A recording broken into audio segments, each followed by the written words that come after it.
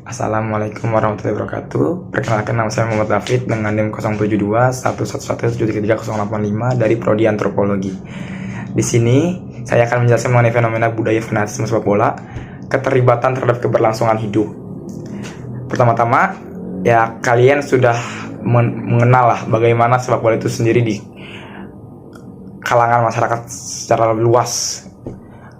Sepak bola sendiri sudah lama sekali masuk di kalangan masyarakat Indonesia terutama.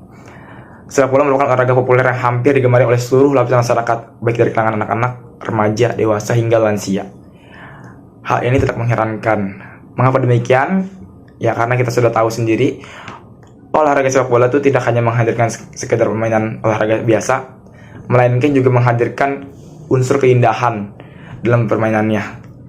Seperti tidak hanya menampilkan dribble, heading, shooting, passing, melainkan juga dilengkapi dengan berbagai unsur gerakan yang menghadirkan apresiasi dari penonton atau supporter. Seperti gerakan putaran roulette yang memutarkan badan sambil membawa bola. Hal ini tidak mengherankan kenapa pemain sepak bola seringkali dianggap sebagai seniman lapangan. Olahraga sepak bola ini tidak akan pernah terlepas dari namanya supporter atau pendukung. Sebagai contoh, pada tahun ini diselenggarakan Piala Dunia 2022 yang berlangsung di Qatar. Dan pada Piala Dunia tahun ini banyak sekali kejutan yang terjadi, di mana supporter-supporter dari Asia terutama memberikan dampak yang sangat luar biasa perubahannya. Seperti pertandingan pertama kemarin ketika Arab Saudi melawan Argentina. Di sana Arab Saudi menang dengan skor 2-1 dengan keindahan comeback-nya yang luar biasa, menghadirkan kemeriahan yang amat luar biasa dari supporternya. Dan mungkin bagi supporternya juga tidak menyangkal akan kemenangan tersebut. Dan ya itulah keindahan sepak bola, dengan unsur yang kita tidak bisa tebak akan terjadi seperti apa ke depannya. Karena supporter sendiri itu memiliki elemen terpenting dalam permainan sepak bola. Supporter memiliki peran yang cukup besar dalam keberlangsungan pertandingan sepak bola.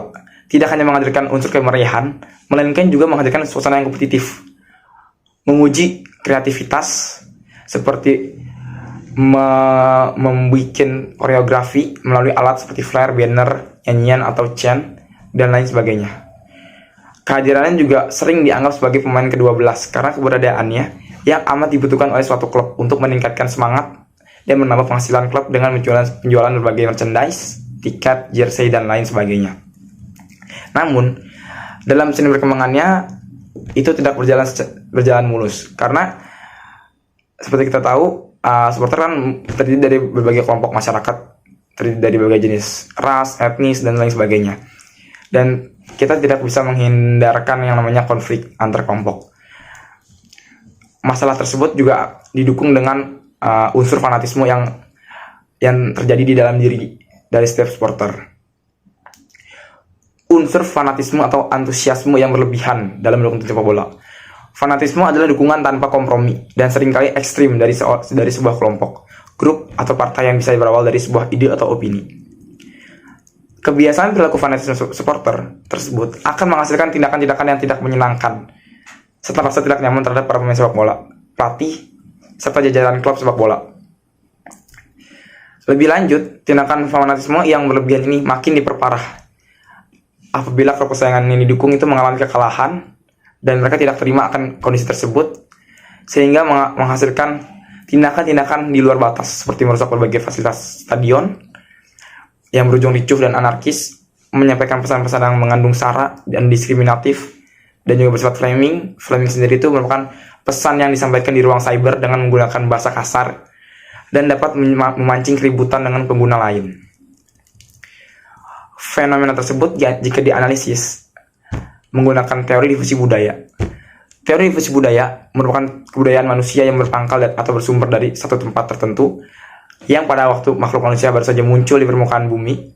Kemudian dari satu tempat ini menyebar dan berpencar ke berbagai macam tempat karena pengaruh kondisi lingkungan dan waktu. Fenomena tersebut dapat menghasilkan keterhubungan jika dianalisis menggunakan teori difusi budaya, yaitu permainan olahraga sepak bola yang bersumber dari negara Inggris sebagai negara pelopor atau negara induk kemudian menyebar dan berpencar ke berbagai belahan hingga penjuru dunia. Dengan permainan yang dihadirkan oleh sepak bola secara menarik dan menggugah sportivitas pemainnya, olahraga tersebut memiliki daya tarik tersendiri. Dengan hal kondisi tersebut, maka penyebaran yang dilakukan akan cepat menyebar ke daerah Eropa Tengah hingga Amerika Selatan. Orang-orang Inggris yang banyak berpergian ke berbagai dunia dengan tujuan berdagang, seperti melakukan ekspor tembaga Chili, pupuk dari Peru, buah dari Argentina, dan lain sebagainya. Dari sana, permainan sepak bola terus mengalami perkembangan secara cepat dengan proses pengaruh mempengaruhi, serta persebaran kebudayaan sepak bola dalam jangka waktu berpuluh-puluh tahun, menghasilkan kondisi hingga pada masa sekarang saat ini, di mana hampir setiap bagian negara di belahan dunia sampai penjuru dunia memiliki pengetahuan tentang sepak bola. Tentunya dengan intensitas waktu penyebaran yang berbeda-beda. Begitupun dengan tindakan fanatisme yang tumbuh seiring dengan perkembangan sepak bola itu sendiri. Oke, jadi tadi yang bisa saya jelaskan mengenai fenomena budaya fanatisme sepak bola, keterlibatan terhadap keberlangsungan hidup, dianalisis menggunakan teori difusi budaya. Kenapa saya menggunakan teori difusi budaya jika dalam menganalisis fenomena ini? Karena ya saya sendiri menganggap teori difusi budaya sebagai suatu penyebaran unsur budaya dari satu tempat atau satu negara induk atau pelopor, kemudian menyebar dan berpecah ke bagian-bagian negara atau bagian-bagian tempat dengan intensitas waktu yang berbeda-beda. Dari definisi tersebut, saya langsung menyadarkan satu hal bahwa ada hubungan yang sangat erat antara fenomena saya kaji mengenai fanatisme sepak bola ini terhadap difusi budaya, bahwa sepak bola sendiri merupakan sepak bola kan berasal dari satu tempat, yaitu negara Inggris. Dari sana kemudian menyebar dan berpecah-pecah, akhirnya menyebar dari ke berbagai belahan negara, ke bagian negara.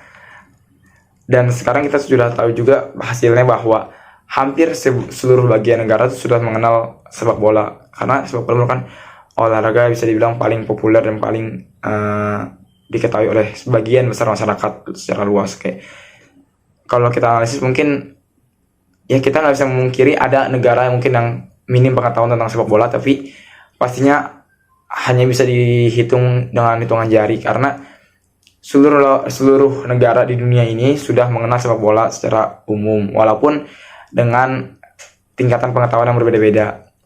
Dari sana mungkin bisa saya lebih menjelaskan kaitannya dengan teori difusi budaya, karena ada keterhubungan yang lebih kuat dibandingkan dengan teori lain. Ya, jadi itu saja dari saya.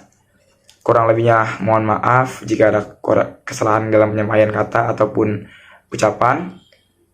Saya Muhammad David, pamit undur diri. Wassalamualaikum warahmatullahi wabarakatuh.